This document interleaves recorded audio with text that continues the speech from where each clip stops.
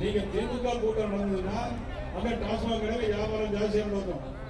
தேசிய ஜனநாயக கூட்டணி பக்கம் போனீங்கன்னா டாஸ்மாக் வியாபாரமே இருக்கும். லாக்அப் மரணங்கள் 34 மரணங்கள், பாலியல் வன்கொடுமைகள் 18,200 பாலியல் வன்கொடுமை நடந்திருக்கிறது. அண்மையிலேயே கோயம்புத்தூர்ல பாத்தீங்கன்னா உங்களுக்கு தெரியும், ஒரு ஆணும் பெண்ணும் தனியாக இருக்கும்போது அந்த ஆணை அறிவாளால் வெட்டிவிட்டு அந்த பெண்ணை 19 வயது பெண்ணை, கல்லூரி படிக்கிற அந்த பெண்ணை தூக்கி கொண்டு போய் 3 பேர் கஞ்சா போதையில் விடியற்காலம் 4 மணி வரை பாலியல் பலாத்காரம் பண்ணியிருக்கிறார். எவ்வளவு ஒரு மோசமான ஆட்சி! சட்டம் ஒழுங்கு எங்க இருக்கிறது? கடந்த வாரம் மட்டும் ஒரே நாளில் 4 பாலியல் பலாத்காரங்கள், 8 கொலைகள் தமிழ்நாடு முழுவதும். இவ்வளவு ஒரு மோசமான ஆட்சியை மாற்றி அமைக்க வேண்டும் என்பதற்காகத்தான் இன்னைக்கு தேசிய ஜனநாயக கூட்டணி இன்னைக்கு உருவாகி இருக்கிறது. எல்லா கிராமத்திலும் இன்னைக்கு கச்சா போதை இன்னைக்கு மோசமான ஒரு சூழ்நிலை நாடு போய் கொண்டிருக்கிறது. தமிழகத்துடைய வெற்றி கழகத்துடைய தலைவர் விஜய் கரூருக்கு இதே மாதிரி ஒரு பொதுக்கூட்டத்துக்கு போயிருக்கார். ஆனால் அவர் என்ன பண்ணார்? 12 மணிக்கு வாரன்னு சொல்லிட்டு இரவு 7 மணிக்கு போனார்.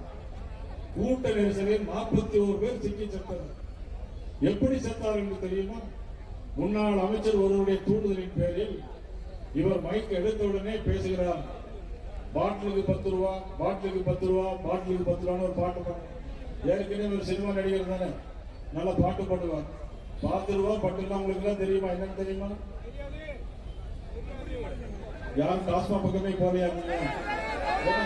தேவையில்லை. நீங்க திமுக கூட்டம் நடந்ததுன்னா அங்க டாஸ்மாக் கடையில வியாபாரம் ஜாஸ்தியா நடக்கும். தேசிய ஜனநாயக கூட்டணி பக்கம் போனீங்கன்னா டாஸ்மாக் வியாபாரமே இருக்கும். இதை விட பாத்தீங்கன்னா மதுரையில முருகர் பக்தர்கள் மாநாடு நடந்துச்சு. முருகர் பக்தர்கள் மாநாடு நடக்கும்போது 5 லட்சம் பேர் கூடணும். ஒரு போலீஸ் கூட அங்க பாதுகாப்பு கிடையாது. ஆனால் 5 லட்சம் பேர் ஒட்டுமொத்தமாக குடும்பத்தோடு கூடி அந்த மாநாட்டில் கலந்து விட்டு முடித்து விட்டு 5 லட்சம் பேரும் அந்த செயல்களை அப்படியே தூக்கி அடுக்கி ஒழுங்காக அடுக்கி திருப்பி இருந்த இடத்தில் எப்படி இருந்ததோ இதுதான் மதிப்புக்குரிய ஸ்டாலின் அவருடைய ஆட்சியை நடைபெற்றுக் கொண்டிருக்கின்ற அவலங்கள். இங்க முருகோட ராமரும் சக்கையனும் சொன்னாங்க, எல்லா இடத்திலையும் மணல் திருட்டு ஓடிக்கிட்டே இருக்கு. அதை கேட்க போன அதிகாரி மீது தாக்குதல் நடத்துறாங்க. எங்கு பார்த்தாலும் லஞ்சம் லாவண்யம். கலெக்டரேட்ல போக முடியல, தாலுகா ஆபீஸ்ல போக முடியல. எதுக்கு எடுத்தாலும் இன்னைக்கு லஞ்சம் ஒன்றுதான் இன்றைக்கு அவருடைய கடமையாக கொண்டிருக்கிறது. அவ்வளவு தூரம் ஒரு மோசமான ஒரு ஆட்சி நடைபெற்றுக் கொண்டிருக்கிறது. இந்த பகுதியில் 17 லட்சம் ஏக்கர்கள் விவசாயிகள் பயன்பெற வேண்டும்.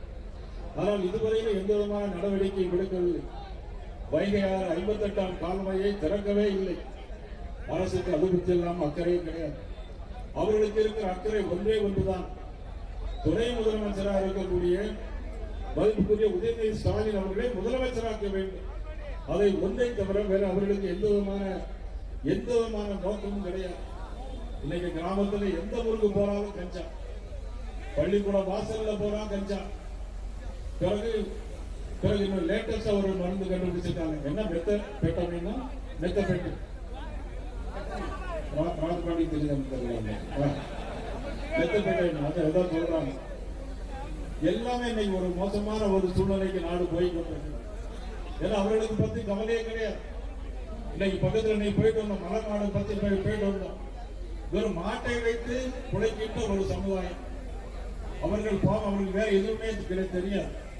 ஆனால் இன்றைக்கு அவர்கள் பாரஸ்டரை அவர்கள் ரொம்ப துன்பத்துகிறார்கள், அவர்களை அடித்து துன்பத்துகிறார்கள். மிகவும் ஒரு வேதனையான ஒரு சம்பவம். இன்றைக்கு கண்ணீர் வடிக்கின்ற ஒரு மோசமான ஒரு சூழ்நிலை. பழங்குடியினர்கள் அந்த வாழவே முடியவில்லை.